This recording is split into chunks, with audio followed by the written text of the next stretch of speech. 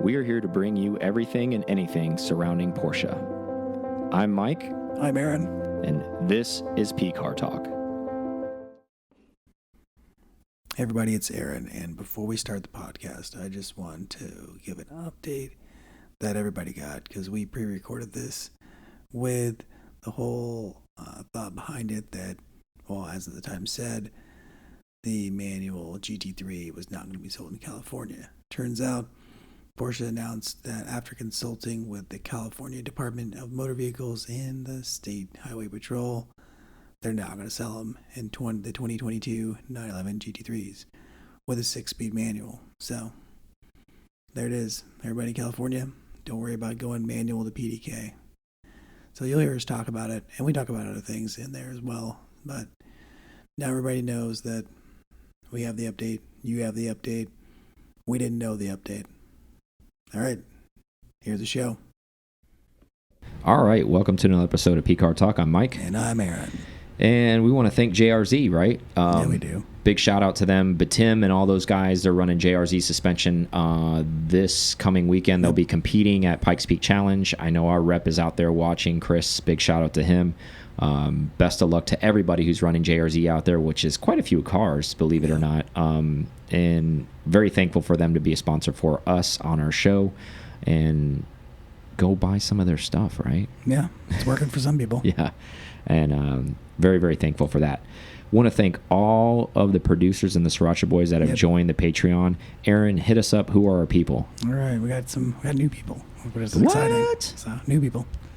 All right, so we got Brandon J, and he is a producer. Mm-hmm. We got Scott H. I'll just run through all the producers. That'll be easier. So Brandon J, Eric A, and that's it for the producer side. The Retro Sriracha Boys. So we got Scott H, Brian R, Matthew G, Matthew M, Sean H, and Nikki F. Nice. Thank you guys that are all participating in that Patreon area. If you're new to the podcast and you're listening, Aaron, give them a breakdown of why people are becoming Patreon members for us. One, because the club is at the max. Yeah, that's one reason. But like, there's also, and big shout out to Brandon J and a couple of those other Sriracha Boys, Sean and those other guys. They're also RS members. So it doesn't mean just because you're a club member currently and you're part of that Elite 100, you cannot also do Patreon and be part of that Sriracha Boy or whatever you want to do. And if you just love what we're doing, because really the strength of what we do is built on the Patreon and the membership. So go ahead and run away with what they're getting. And I know this may sound redundant, but you got to remember, guys, if you're not a listener who's always listening to us, if they're just picking up this podcast, we got to let them know that this Patreon is available. So, bear with us on that. We see that a lot too. If you looked at our numbers, you see it's like linear. So it's not like crazy. We don't have anything that's like crazy. So that's definitely how people find us. So we have 3 tiers. We have the supporter tier, producer tier, and the Sriracha Boy tier. The supporter tier is $5. It's just a thanks for supporting us kind of thing. Yeah. Trying to help you guys keep the lights on. Just keeping the lights on. Letting us have these awesome studio lights. That's pretty much it. And then, so we have a producer, and that's $10. And the $10 gets you the P-Car Talk decal, and it gets you a shout out every show now, because that's what we're doing. And then also gets you on the YouTube videos. I put in there like executive producer, and then list your name under there, and I put it in the podcast description. Nice. So that's the producer style. And then Sriracha is our big tier, and that's $35 a month. And what that does is we built in like a little loyalty program. So 3 months, you get your decal. 6 months, you get your shirt. 9 months, a poster, and then 12 months, a hoodie. Those 4 things are in there, whether or not it's in that sequence. Yeah, they're there though, right? Close, the point is they're in there. They're getting a lot of items there. Yep. And the Sriracha Boy, and you still get the And that's very shout-out. unique to that. So like if you're an RS member and you want Sriracha Boy stuff, you cannot buy it. So the only way you can get it is through becoming a Sriracha Boy and being part of that loyalty program. So I think it's pretty neat on that as well. The only Sriracha Boy thing I have right now is a decal, so I'm hoping. That's because I was making some test things. And then it's the only thing we have a hoodie on. We did make jackets though. I don't know if we talked about those, but we have what I call Daytona resistant jackets. But those are able to buy for anybody, right? That's just a new item on the P-Car Talk store. Store for anybody. And those are actually pretty rad. So if you're ever in inclement weather, if you're a golfer. I made him special one. He's like, yeah, Mike's picky, that's why. He is. But they're actually really, really good for any kind of inclement weather, as far as like wind resistant and water resistant. It's a windbreaker, but it's actually a really water resistant thing. So if you're out on the golf course, or if you're out on the boat, or you're going to go to a race and you know there might going to be inclement weather, that you can roll this thing up and it can go with you, and they're pretty cheap. I mean, what are they? Yeah, it's got a little bag. $35 or something like that. Something cheap. But they're also really cool. So that's out there. That's new. Yep. That's 3 tiers. Yeah. Big thank you for everybody. I know it seems like, you know, oh, it's just money, but it really does make a huge difference and a big impact. And we really appreciate those that have stepped up and that are supporting the cause and actually understand what it takes to do what we're doing from a monetary standpoint. And your support shows that. So if you are considering and you really like what we're doing and want to get behind it, we would really love to have you on board and love to call you guys out and give you the shout outs and the praise that you deserve. So thank you again to all of those Patreon members. So Aaron has an announcement. His car is sold already, right? Yeah, like, so yeah, he did some like backdoor deal with some people. Backdoor. I just DM'd some people we know that sell cars, and they were cool. So we had a good. Yeah, so that thing's out of here. Done, I'll ask if they. Don't worry, guys. He's still not getting air cooled. I mean, he's just going Porsche less now. That's all he's gonna do. You know, I figure, just back at a P-car talk somehow. Just like I'm out. I think he's going Cayenne, and that's it, man. He's just checking out. Doesn't want to drive anymore. Are you going to bring that thing to foreign? You're going to bring the Cayenne? That's what you're going to do? You're going to be that guy? The support vehicle. After I told everybody you have to bring a sports car, you're going to be the guy who shows up in that thing to our club drive? I'll be defiant. Because I'm going to let you know that's not happening, right? I mean, I don't... Because what you're going to do is be the damn camera car, is what your ass is going to be if that's what you're driving. I don't know if I want to be the camera. Well, I guess it would make sense. You're not fucking driving with everybody else with that thing. I don't give a shit. I don't care if you're the co-host. I don't give a shit. Like, you're turbo what, Cayenne? I don't give a shit. No, not happening. Bullshit. Nope. That's the best. Yeah, the best. Bringing it. No, I'll probably have something else by then. Yeah. I'm just letting you know right now, if you don't have a Porsche sports car to drive and you bring that, you're automatically defaulted to camera crew. That's it. That's what's happening. When are we doing that again? Yeah. When is it? Hey, you know what time it is. Oh, and speaking of that, everybody who is a club member already, the door's closing what? When are you closing the door on to be able to climb up for the sun? So that's like a week. Yep. 2 weeks. So if you were sleeping on it and you're not sure if you're going to go, you better make a decision in the next 7 days, because you're not going to have the option to sign up. And that trip is happening in September. If you're a club member, you have the info. Get on there, look at the dates, see if it's accommodating for you. I think there's maybe 3 slots left. Something like 3 or 4 slots in that wheelhouse, something like that, for our annual club drive. So if that doesn't happen and you don't sign up, that's fine. We have plenty to go. I just want to give that disclaimer out to everybody. We're not trying to press to max out. We don't need to max out, but I just don't want you as a club member to miss an opportunity. Exactly. I'll throw out an email. Okay. So look for that. But yeah, I just want to put it on blast too, so everybody can hear that. So that's exciting too. So because after that, the goal is to figure out who's all staying exactly in the recommended hotel, so I can block off parking for us too. So that's the secondary stuff. So maybe we can just use Aaron's Cayenne to block all the parking for us, and we can string that thing up with streamers, and like it can be the welcome wagon. We're not 100% on the Cayenne. I mean, that Cayenne seems like a good idea right now. But I have one, but I'm just saying I'm not going to drive it on the club drive in the mountains. Well, we got time. Yep. But anyways, my turbo car, Turbo S, is hopefully going to get picked up in the next day or two from RMC. That's where it's going to go on consignment. I purchased the car from them. We kind of talked when I did buy the car from them originally. If I was ever going to sell the car, they wanted an opportunity to consign the car. We have a good relationship, so that's why that's happening that way. So hopefully you'll see it down there and it will be for sale. They'll do their social media thing. They have a pretty strong following. If you're not familiar with them, go check them out. They sell awesome stuff. They're going to put it right next to the other Turbo S. I don't even know if that car's sold or not anymore. I wondered. I saw it. It's definitely going to make that one look bad though, for sure. I mean, that's good for me as a seller. It had weird wheels on it, didn't it? Or different wheels? I think it just had Techno Design wheels on it. Okay. But anyways, yeah, it has comfort seats. I mean, I don't want to like dog the car. I mean, it's whatever. Yeah, no sports mine's seats. Better. But mine's better. It's got all the roof bits. And I guarantee mine's way faster with the tune on it. It's gotta be. I'm sure that car doesn't have a tune.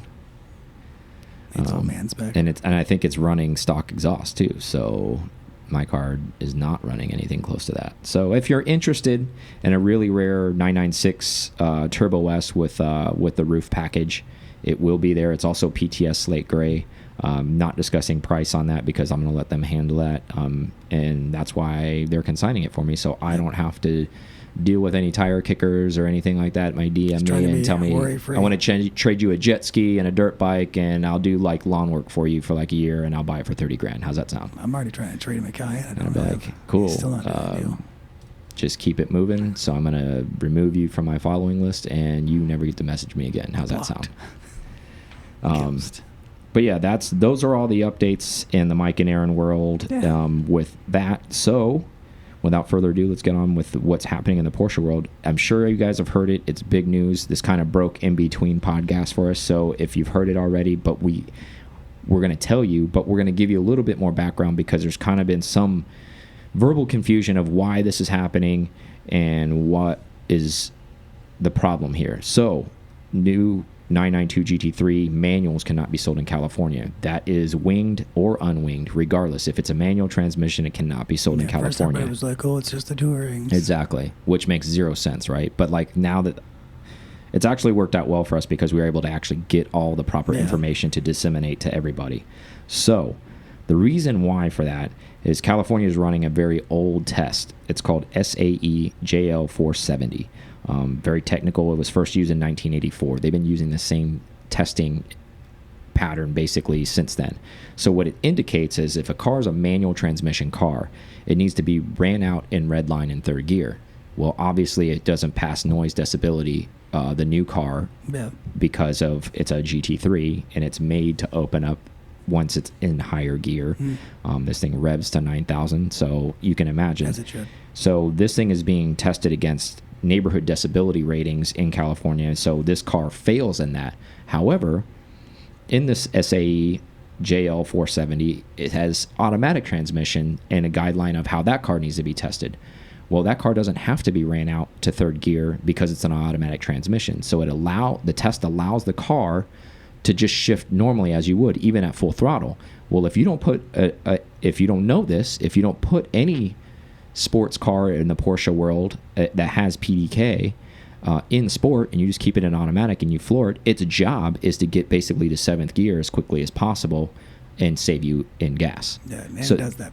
Yeah, and it does it really quickly. And you would think, oh, well, it might take it a while. Like, no, a lot of our friends that have GT3s when we're driving in them, if you don't put it in sport, it'll go into seventh gear in 30 miles an hour. It does. So it doesn't care. What that in turn, you can figure that out. You see the writing on the wall now. So this car is not pushing out all of that decibel rating, and that's why they're allowed to sell that car, the PDK GT3, in California. So this is also another interesting thing. This is kind of a sidebar, but this is important to this. I didn't know this was happening, so I got on the configurator for Porsche. So as you may or may not know, GT3 Tourings were only manual when they first came out in the other generations. However, in the 992 generation, there's a PDK option for the GT3 Touring.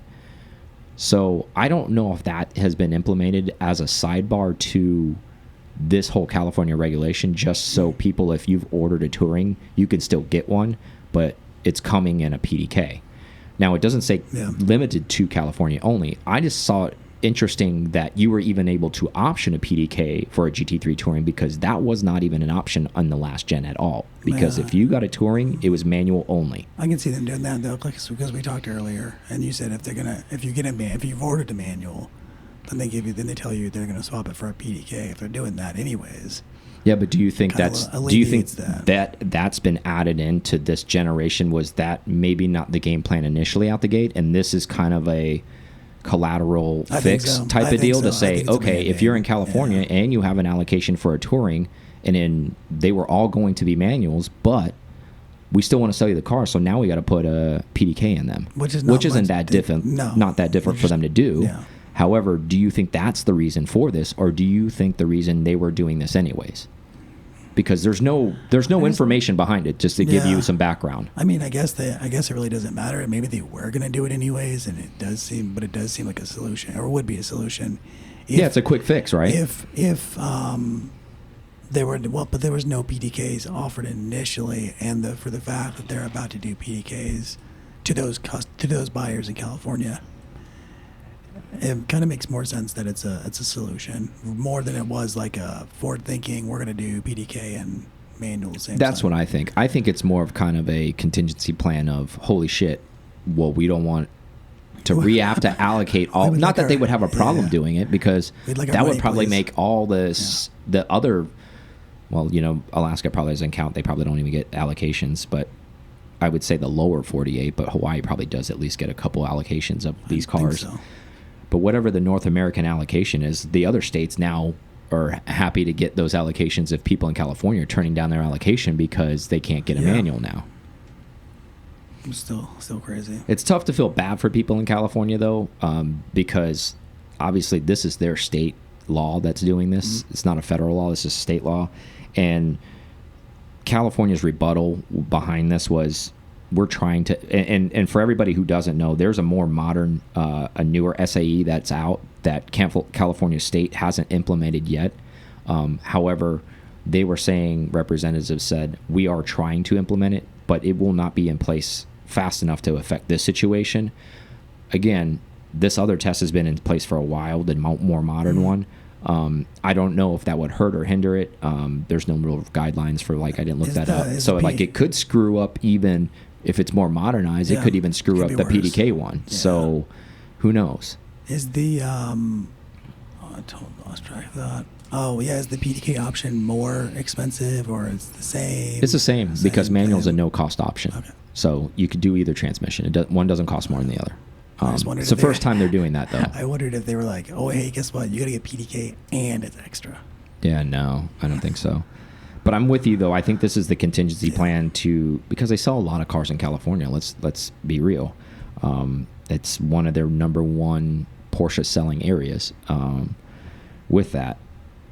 But again, you know, California's got great weather. They have cool stuff, so it's hard to feel bad for them as a conglomerate. You know, like, so. It still gets hot there. Yeah, but I'm just saying, I'm not going to shed a tear for you if you lost your GT3 allocation manual. Sorry. No. I mean, you're not going to get any sympathy from me on my end of it. I mean, I know I might get some hate mail on that, but I don't really care. I mean, you know, you live in a good spot. You already have good roads. It's all good. Like, so, hey, talk to your state representatives if you want to get this thing squared away. You guys know it's bullshit out there, like, because they've been screwing you guys over on noise ordinance, even with aftermarket exhaust and all this other kind of crap. If it doesn't pass the referee, you get flagged, all this other bullshit that they got going on. Just like, put in the summer house. Yeah. Yeah, exactly. Most of these guys probably have a place in Utah anyways, or something like that, or even Arizona, or so it's all, yeah, just get your allocation somewhere else, because you guys are so wealthy, you have other places that you have that you can get your allocation at, right? Total assumptions. Yeah. Or, you know, somebody over running Montana plates. I'm sure somewhere you're going to get, Montana's going to get all of the California allocations, basically, and they're going to all say, hey, well, I want my GT3 to be imported into Montana then. And I want it to be manual, and then I'll just put my Montana plate and I'll drag it over to California, and I don't have to pay tax on it, and I'll do all that shit. So, anyways, I know they're cracking down on that all too. Like, I know all that story, but I don't want to get into all that. So you think the new regulations, even though they're newer, would be, well, it's probably about time to do new regulations on the new regulations, since those newer ones were 98. But the fact that they haven't even implemented the newer ones, I don't know if it'll affect it. I didn't really get into the finite details of it. The point is they're behind. Of course, in 1984, you think about the slosh box transmissions that existed. Nobody would have thought there was going to be some PK thing, anything existed, even any automatic shifting transmission that would even make anything milliseconds worthy of, you know, not to pass this test. So, yeah, this thing's probably so Porsche loses on the side of, the manual transmission, but it wins on probably the automatic side, because really their automatic's not really an automatic. So, and I would think too, even in California, they're so congested with traffic. Of course, everybody wants a manual, but I think maybe somebody was looking for a BDK touring, and now that's the thing. Yeah, I just wonder, is that now going to be a thing from now on because of this whole California? Is California that impactful in the entire Porsche market? I think so. No, I think so too, but I think, is this a staying piece now, do you think? Do you think now, from now on, when they make GT3 tourings, PDK is going to be an option. Like I said, I think this is just one more nail in the coffin for. Yes, they keep saying they're always making manual, but it's one more thing that at least has a PDK option that will probably further it just to be PDK one of these days. Yeah. As much as no one wants that. Yeah, I don't know. Andy seemed pretty adamant the last time he was interviewed about PDK and manual of allowing the customers to pick whatever, because they've picked wrong both times, so they're just kind of going to offer both. And I think that's the right thing to do, because when you're spending, and as you may or may not know, I think we've talked about it too, the price of a GT car has gone up a lot. I mean, in perspective, you used to be able to buy a GT car for like $125,000. Now, I'm not talking like 991 gen, but I'm just talking about in its history of existence. Now they're depending on options above 200,000. I mean, that's a pretty hefty increase. Granted, the car is getting a lot more race car DNA and a lot more DNA going into it. However, that's a pretty big delta, man. I mean, you're $200-something thousand now for a GT car that is supposed to be driven hard, put away wet, rock chipped, beat to crap, not supposed to be a cars and coffee queen, not supposed to be a garage queen. Like, these cars were made to drive to the track, drive them at track, and be able to drive them home. The old school Porsche mantra behind this. But yet, and again, no secret to the listeners or us, that hasn't been happening for probably at least the last 10 years of GT cars. The people that were buying them were those people we're just talking about of, well, I'm getting my PTS and it's going to do Brewster Green, and I'm going to do coffee brown interior and doing this, and I'm building a very, very unique one with balsat wood inside and all this kind of stuff, and I'm doing this type of inserts, and I'm doing all this stuff, and it's like the end game in mind versus and then you got to put your doctor booties before you get into it, so you don't screw it all up. And meanwhile, the DNA of that car was supposed to be out to go out and get rowdy as hell, and yet you're driving it around like it's a Tiffany diamond. Yep. So I think it's kind of, I mean, there's still the DNA of the car is still there. People just aren't using the tool properly anymore, I guess. People are going out and buying these golden sledgehammers and hanging them up in the shed, and they're like, yeah, this is a sledgehammer, I'm supposed to smash shit with it, but I bought the diamond encrusted one, so if I actually hit something with it, it's going to get fucked up. Well, it's at a price point where people are treating it as an investment versus, most people. Some people are out there, though. I mean, we've seen GT2RSs on track. We've seen Carrera GTs on track. We've seen... How do you think you counteract that? Do you think what they did in... Okay, so the people may not know, in 991.1s, they made like 6,300 GT3s, the most they ever made of any generation. That was their spike of them, and they still had a waiting list for people who wanted them. Do you think that they just continue to make more of them, and does that bring some of the resale value down?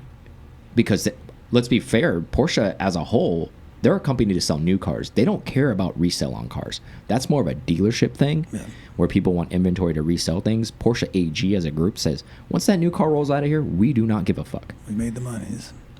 Yeah, I mean...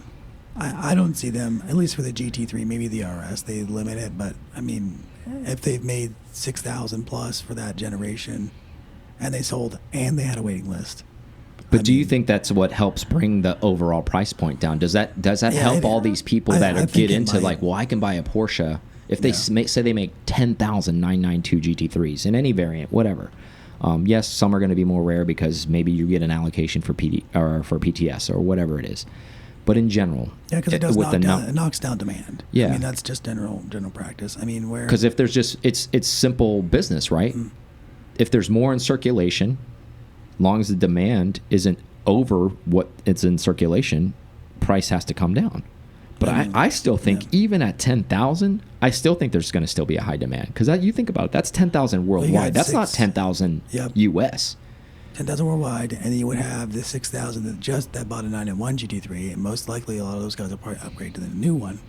And so now that's almost 6,000 spots already taken away, so you only added 4,000 in, true fashion. Yeah. I mean, to be fair, most of the used GT3s that are for sale out of any gen right now, because of the 6,300 that were made, are 991.1s. If you go on an internet search right now and go looking for a GT3, those are the most of the ones that come up because those are the most in circulation. And they've picked up in price too. Oh yeah, they're trending up. 115, 120. It's no longer that anymore. Yeah, and that's another thing. It's another shocking thing because even though there's that many of them, you would think that that car would base out, right? Like you would think that car would be like worth 90 at some point.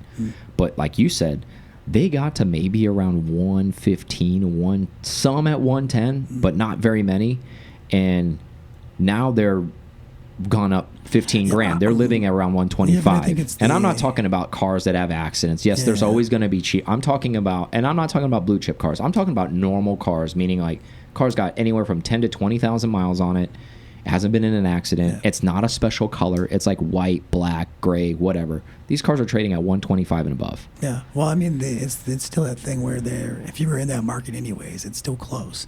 And then secondly, you're bringing in just the thought of, you know what, it's PDK, shifts faster than I can, but it's also a comfortability. Maybe I could daily this. Or maybe it seems like you can. It seems more obtainable track daily car. You can. We've driven them. You can daily those cars. If you're in the market for one and you're looking for the one car that can do it all, that is a car it can do it all because it's compliant when it's not in sport mode. It's not too annoying. If you don't put a cage in it, it actually has a huge storage area behind the driver and the passenger seat. Yeah, and you don't need to cart kids around, and maybe you have a significant other and they have a vehicle as well. This is an easily dailyable car. You can daily that car. You can justify that price to say, if that's your one, okay, well, I will daily this car. And I think that's where that price gets there is the utility. Like outside of the other 997s and 996s, where there may be a little bit more. But there's very few people that are legendary enough that are doing. I'm not saying there isn't any at all. I know there are some people. We've met some of those people. The appeal is there. That's why the money. That's why the I'm just saying there's not that many people out there doing it, and that car can do that deed easily. But if you are, send us pictures. Yeah, I think it'd be pretty rad to hear. I've got 75,000 miles on mine because I drive it every day and I go cross country on it. It's like, that's great because it's a car. That's what it's supposed to be done. Right next that's to what you're supposed to do. 911R. Yeah, that's what you're supposed to do, right? Yeah. Well, I mean, that is at least a special car, right? That's a keeper car, but I don't know. It's just kind of weird, right? I know we spiral off like we always do, but and then like the whole GT3 market we talked about. How do you solve this? Like, you cannot solve a demand for. So it's a great problem for Porsche.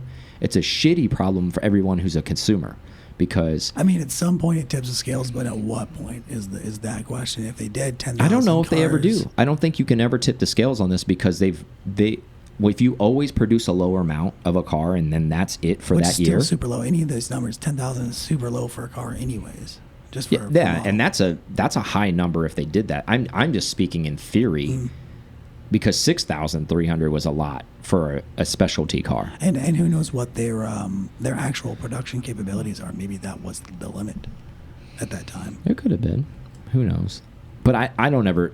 The point is I'm answering my own question. I don't think they'll ever do that. No. But all GT cars. But I do think if they did, let's just play what if for a second. Yep. Okay, so they're in there, and Porsche Motorsports is, if they do have the capability, let's say they do, for each production year, we can take orders up to this day, whatever that day on the calendar is before. Before we have to switch over to the next year or whatever is coming out next.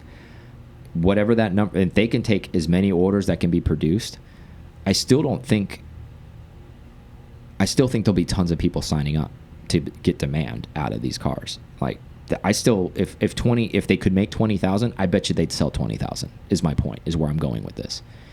But what I think it would do is knock off all of these shitbag dealerships that are screwing over some of our listeners or our listeners' friends are saying, "Hey, I know I have 6 allocations." And not every dealership, and I don't want to throw everybody under the bus because we know other dealerships who don't do this. Like, it's basically loyalty program only, meaning like, hey, you've been with us X amount of time, you always buy a car from us, you're one of our guys.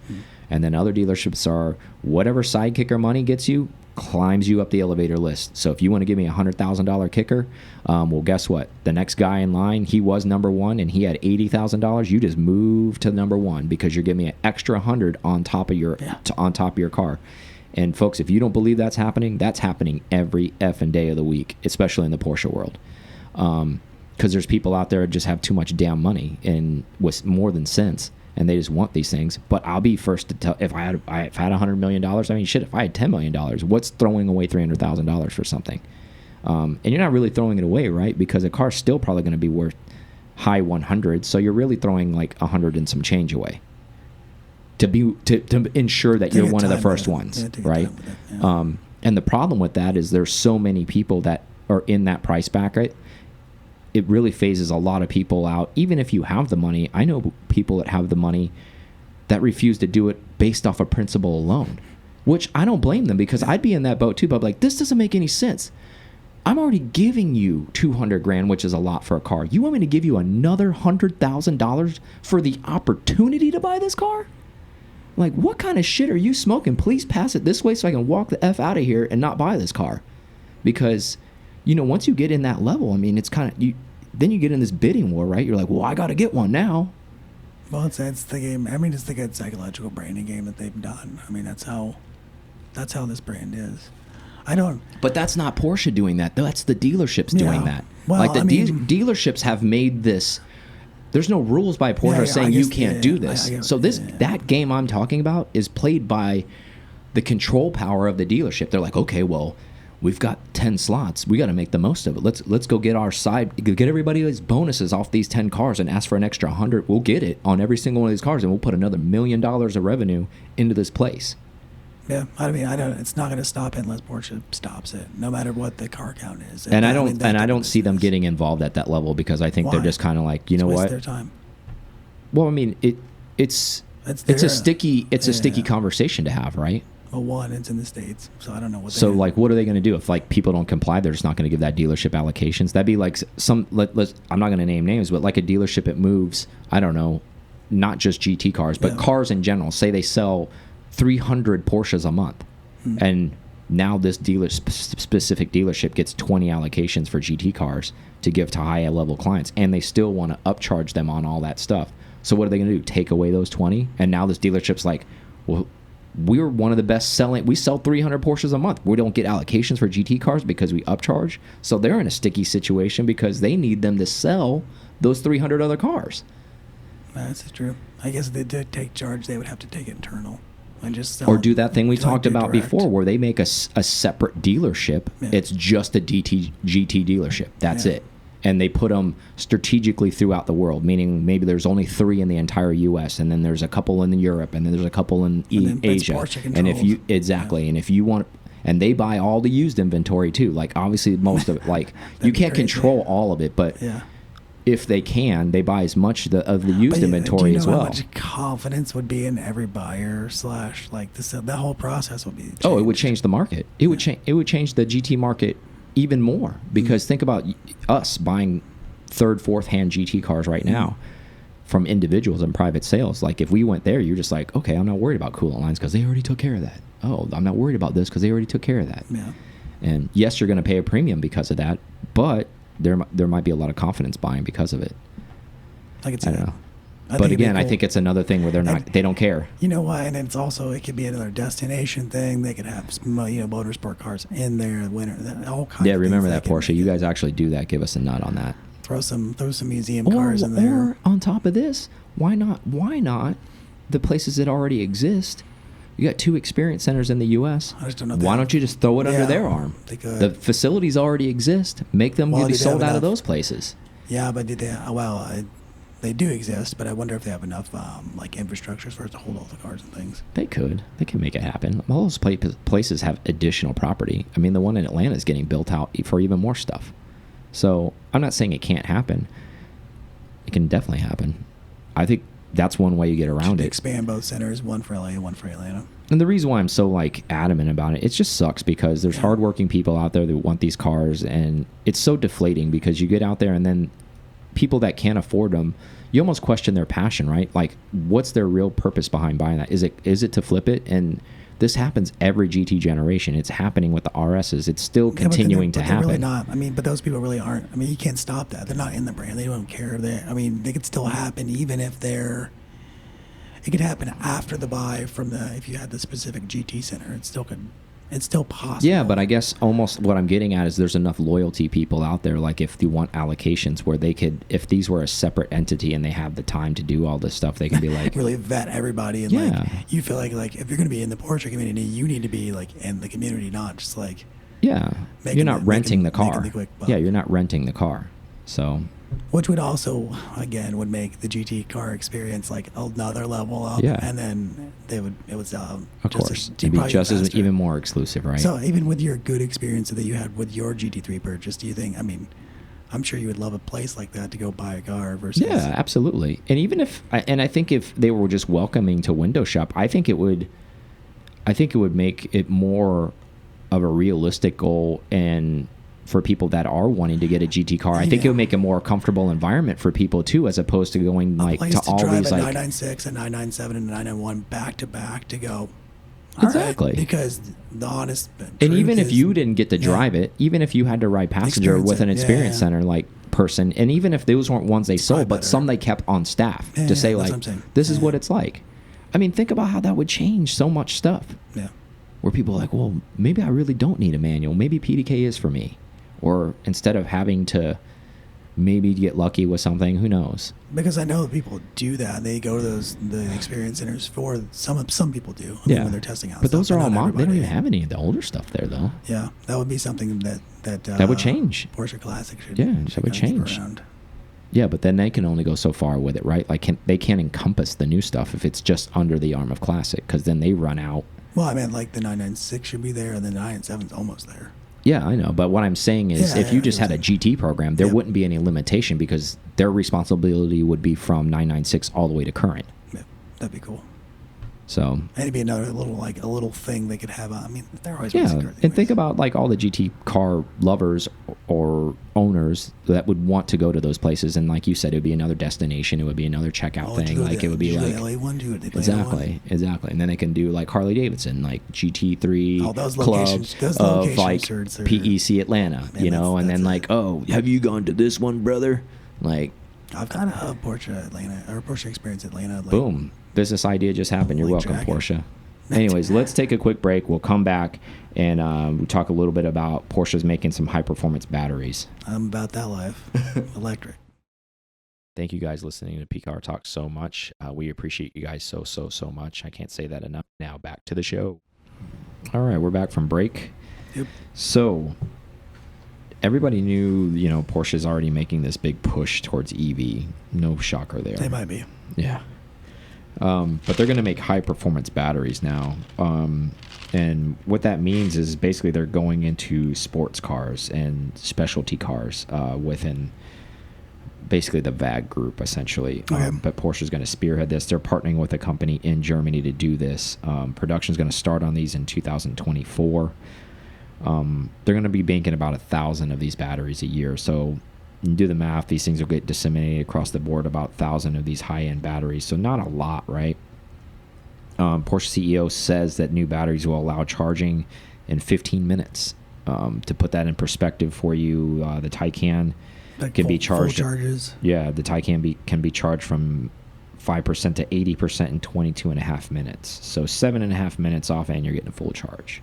So some big-time battery technology coming that way. So I would imagine this is going to go into maybe Porsche hypercar, Porsche hybrid hypercar, whatever that stuff in the Porsche lineup may use. Cayman Boxsters is probably where we're going to see them first. Maybe, but if they're only making 1,000 of these, I'm sure they're going to make a lot more than 1,000 Cayman EVs and Boxsters at some point. I'm talking, this is like high-level stuff. You know, I think this stuff's going to go to like Audi's high-end car, whatever the R8 ends up turning into, if it's some type of hybrid, maybe like the 918 like turns whatever EV. The Lambo Huracan turns into, because you know they're under that VAG umbrella or whatever. So maybe those batteries will get disseminated to them, and then whatever Porsche's hypercar, not even, I shouldn't use hypercar, but what hybrid high-end sports car is, like we talked about before with hybrid stuff, like I think that's maybe what this battery ends up doing, or whatever full EV they make or something like that, of to that nature where it's high end. I don't think this is going to be for those cars that you just described because they're only pumping out 1,000 of these batteries a year. So I think this is going more towards a specialty market. And the batteries are like a full set. It's like a full thing for the car, not just like an Optima yellow top. Exactly. It's like a big deal. Exactly. So, yeah, exactly. You're talking about design technology going into that as well. So I think we're probably going to be seeing a lot of drastic, interesting EV sports cars coming. 2024 plus, obviously years we knew that was coming, but I think we're going to see a lot of interesting design cues because they can change a lot of the body lines of a vehicle because of not having to screw with where engine placement is anymore, or any of that kind of The stuff. best center of gravity. Are these performance batteries? Are these also slimmer, or you don't know? They didn't get into the actual like dynamics of it and all that kind of stuff, or power. They were just saying, hey, they're doing this no joint venture. There's a lot coming on. We're doing something. Yeah, it's coming on with that. Yeah. This kind of brought up some interesting thoughts in my head of, okay, so they're spending tons of money partnering with Exxon doing fuel. The e-fuel. And then they're doing this too, like producing batteries. Hedging all bets. That's what I was thinking. Do you think they're hoping both of these can coexist in the same marketplace? I think they're gonna win two times on this instead of just winning on one. I think you're right. I think they hope that they coexist. And what they're going to do is that GT market that we love so much is going to run on the e-fuel, and the rest of the market's going to be high performance batteries. Yeah, I think these things will coexist. I think that's the goal here. And if you're one of those people can read between the lines, I think that's exactly what's happening here, because obviously you have to lay the foundation for any of those cars to exist. And part of that foundation is the development of how do they run. Well, Porsche seems like they're in the weeds with this right now. And however much R&D needs to come out of this and however long that duration is yet to be determined. But the point is there has to be a starting point somewhere, and it looks like Porsche is behind the starting point, or I should say ahead of it, because they've already started. And they're moving forward to hopefully come to a payoff point at some date in the future of these two things basically crossing each other and living together somewhere. 100%. I mean, and then we're seeing that with both the Formula E series that Porsche is doing. So that's the more they can do that, the more the battery technology grows. And we've already obviously seen a leap, and the Taycan's not been out that long. And if they're already working with another company to get even more performance out of what they're doing. And then secondly, we're seeing the Euro Super Cup series with the e-fuel. So all racing is leading to further. Yeah, and there's still no news from them to report. They haven't released any data on that e-fuel yet. Nothing's if you're curious, on fire, nothing's burned up or anything. So. Yeah, I guess no news is good news, right? They always say, like, if we've heard something by now, it's probably because something has gone sideways and somebody's reported on it. If nothing's been reported yet, that means at least from a reporting standpoint, whether or not they want to disseminate the information or how well everything's going, that's all in-house. But no one's seeing any catastrophic failure, so that's a win. Yeah. Because we would have heard of it by now, and you guys would have heard of it by now. So there's a plus in that market, I guess. All Cup cars explode. Yeah. So there's a plus in that market. Who knows? Did you screw with that jacket since the last time we were on the... No. I was like, why does it look like that? But anyway, sorry about that. I saw a squirrel. So I think that's interesting. I'm all for this whole movement and moving things forward. I'm not against it, but I'm more excited about the e-fuel. Obviously. But I also am excited about what this EV car, sports car thing looks like, because maybe someday... I imagine, like I've said it many, many times, but I'll say it again. I imagine I would love to daily drive something like an EV Porsche sports car, maybe in the Cayman or Boxster realm. Imagine an EV convertible that you can just city drive and bop around. It gets like 300-something miles, per charge, and it's, I don't know, it doesn't even need to be that crazy fast. Just say it's 400 horsepower and 400 foot-pounds of torque. That's plenty in a small sports car. And you can bag one of those, and I'm not thinking you can get one new, but I'm thinking maybe used at some point, anywhere between $40,000 and $60,000. That would be a win for me all day long. I'd sign up to buy one used immediately if I could. That's immediate power. So I mean, what I think is crazy is that Or like when's going to be I know we talk about horsepower wars that we have, and with the electric market, with those batteries getting more performance, they're already fast. Yeah. It's already quick. Like, yeah, I mean, who knows where that's going? Obviously, it just goes up and up and up there. I think the more interesting thing is what we talked about before, is that outside of Porsche even, there's so many other manufacturers, things are starting to finally bloom, as opposed to, like, you know, we've been growing this plant for so long, and now we're finally going to see some flowers on some of these plants at all these other places. Like, Elon now. all of these things are starting to come out, you know, the Audi e-tron, all these things are starting to come out. And I think as a consumer, it's just a win for all of us, because we've got more options, and if you want to go that route, I think that's neat that that's available. I definitely see the benefit in it. I still think a lot of these, and I don't think I'm the only one in this camp, but I think a lot of these are just very commuter, city friendly. I don't think these are like massive road trip type of cars. I don't look at them that way. And maybe my mind will be changed someday as battery technology gets better and better. Yep. And cheaper. That's the thing too, because once these batteries and these things can maybe it's bad. Yeah, and when they can get massive amounts of range, and then if it can get a 15-minute charge, and people can actually hold true with that, if you can go to these filling stations or these charge stations and actually plug your car in and get 15 minutes of charge, and I'm just going to throw a number out there, say you get 500 miles back into the car in 15 minutes, well, that's a W. That all day long. I got 500 miles again. It only took me 15 minutes to get 500 more miles. That's a win. I can go inside, get a drink, do whatever. I mean, yeah, you got time. I mean, you can kill 15 minutes real easy.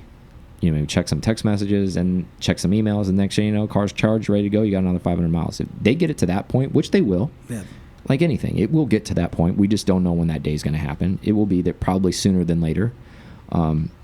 I think that's where the tipping point's really going to be at, is when people in general feel confident enough where there's not that range anxiety, where they can get in the car, and if the car has 500 miles worth of range and they can go to a place and get another 500 miles in 15 minutes, that is a game changer. Because now you've got 1,000 miles on the car, and it only took you 30 minutes to get all of that, essentially, from 2 charges. I want to see what the used market looks like too, because knowing the other company that makes a lot of electric cars, when those batteries go bad, it's like 25 grand to get new batteries. Yeah, that's a lot. So I mean, that's what, 85% of the car it's used. Like, if you're buying the used cars, because that's what they cost. Like, I think you can pick one of those up for like $35,000. So if you're paying $25,000 for a chewed up battery, or if you bought one and then you figured out that it well, that's what I'm saying. It's like you essentially paid what, 60 grand for the car, because you throw another 25 on the 35. I don't know what the warranties are for that stuff, but I'm just saying I heard. Yeah, and I hear what recently. you're saying. You're just with like longevity and where's that going? Like, It's and again, who knows when these batteries start to get cheaper? There'll be other aftermarket places to be able to slap a different battery in there and be like, oh, okay, you can buy one of their batteries for 25 grand, or you can buy one of ours for 15. And you're like, wow, 15 is still a lot, but it's better than 25. It'll be like and then I'm sure there's going to be a market for a company that's probably already doing this that we just don't pay attention to. Energizer, Duracell, and then it'll be like a Publix brand. Exactly. Exactly. And you can just go get those things. All right. So interesting stuff in the EV world. So let's close with this. Water-cooled world. We already know 911 air-cooleds are out of control, right? So I'm talking modern, affordable Porsches. No make, model specific, but I want to hone in on sports cars. So modern, affordable Porsche sports car, what comes to your mind? Something convertible, something that sounds like Boxster. Yeah. Right, really. I mean, that's the last. Sockster rhymes with Boxster. Yeah. I mean, I've still seen a few of them. I mean, they're rough. They're rough these days. If you're looking to get those Boxster prices where they were. Well, I think you can still find a deal. Like, I'm not saying basement pricing on them, but my goal is, the reason why I bring this topic up is I know there's a lot of listeners that are kind of, obviously financially all over the place, wherever you need to be at. But I would say affordable wise, you could pick up one of these in a clean one for under 20 grand. Yeah. And I know there's the stigma behind them, and maybe that shies a lot of our listeners away, and maybe a lot of the general public away. I'm here to tell you right now, they're great cars. I'm not getting any kind of revenue if you buy a used Boxster or whatever. I'm just telling you from an enjoyment standpoint. Don't let others tell you, because you know where your budget's at. So if you can't, if you know you can't because you know the lifetime projection. You're not stupid. Like, you know where you work at. You know how much you're eventually going to make or wherever you're going to be at with all this kind of stuff. And, if you want to buy, you have other priorities like family vacations. You got, colleges to pay for school, all that kind of stuff. But you have a little bit of money like this where you have some availability to do something fun for yourself, and your spouse or your other second and a half is in on it. I would say this is okay. This is a good place to be at. Don't get in there and just be like, well, I guess I'm just never going to get anything. You're still going to get a lot of enjoyment out of this car. Like, they sound great. You put a good exhaust on it. You maintain it well. Yeah. Straight pipe. You maintain it well. Yeah, you maintain it well. You have a good time with it. You're still in the Porsche world. And if somebody gives you a hard time about it, tell them to fuck off, man. Because honestly, at the end of the day, they're not paying your bills. They didn't buy you that car. And they most likely don't have a Porsche. Yeah, and when they start buying you cars, maybe they can tell you what the hell you can drive, right? So my point behind this is I'm trying to help some of the enthusiasts out there that find it, because I know I've talked to a lot of people that feel defeated, right? You even included. I mean, you're part of that realm. You feel defeated. 964, stop it. And it's a natural feeling to feel that way because the market is out of control. However, like I've said it before, I really don't think there's going to be a massive decline in the market either. No, I think there'll be a correction, but I don't think it's. I think we can. It's kind of like everything. It's more of a stairs type thing than it really is a. We'll do the math on hockey this. Stick down. Even if it's a 5 to 8% correction, it's still expensive. Yeah. So do 5% to 8% with your little phone calculator on what prices are going on cars like SCs at $60,000 or $70,000, and you shave $6,000 off that. Well, guess what? That's still an expensive car. And then you still have to find one and all that stuff. And if if $6,000 is the difference between you and getting one and not getting one, well, then save a little bit more money, pinch some pennies, and buy the car at that price. This is a huge delta from what I'm saying. These are below 20. We're talking 60 on those kind of cars. And the good news about those cars is they're early enough where the IMS is addressable, and it's not. And I feel like there's enough shops out there that you can get it done. And they made a bunch of them too. Yeah. And they made and I'm not saying that in a negative way. I'm saying that in a positive way for you to go get one. And honestly, they're just as moddable if you get them and you put your flair on them. That we've seen some that look pretty rad. Yeah. You put some BBS RSs on it or something like that. You put an exhaust, put some coilovers, maybe do some seat inserts or something like that. You have just made a bomb around mountain fun car. And I was talking to a buddy of mine the other day, Chad. I think a lot of us enthusiasts dismiss convertibles a lot because we were like, oh, we got to have the coupe. We have a coupe. I'm just as guilty. I got to have a coupe. I got to have a coupe. But start to look at some of the positive points of owning a convertible car is there's no sound barrier for you to hear the exhaust. Oh, yeah, so you are actually getting a better experience, believe it or not, listening to your exhaust, as long as you have an exhaust to listen to. I mean, if you're bone stock, that's one thing, but go ahead and mod that. You probably still hear get better. More. Yeah, you can. You'll hear your stock exhaust better.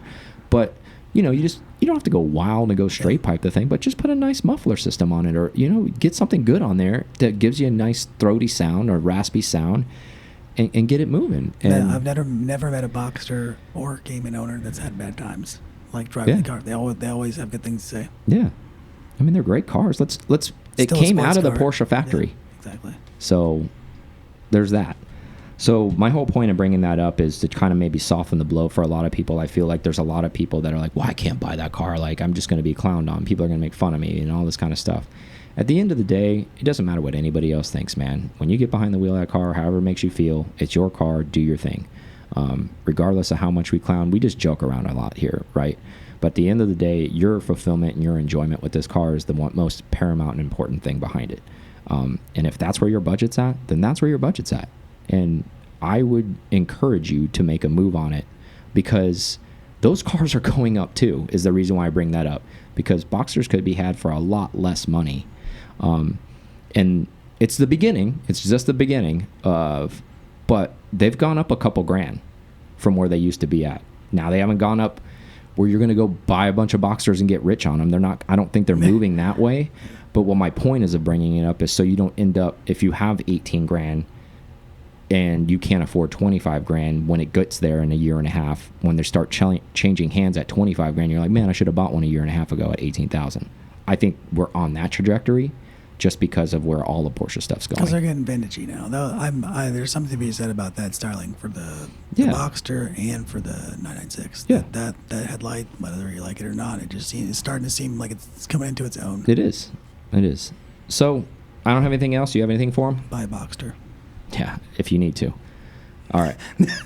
No, but I'm not saying it as a joke, but I'm just saying it like if you're in that budget range, that's okay. Like, you should be looking at Boxsters. I thought that's where it was. I thought this was an intervention for a second. No. You know, I want you to buy an air cooled. You know how that is. But I don't have anything else for him. But we'll talk to you guys next time. Yep. See ya. Thank you so much for listening to this episode of PCAR Talk. Connect with us on Instagram at PCAR Talk or online at pcartalk.com.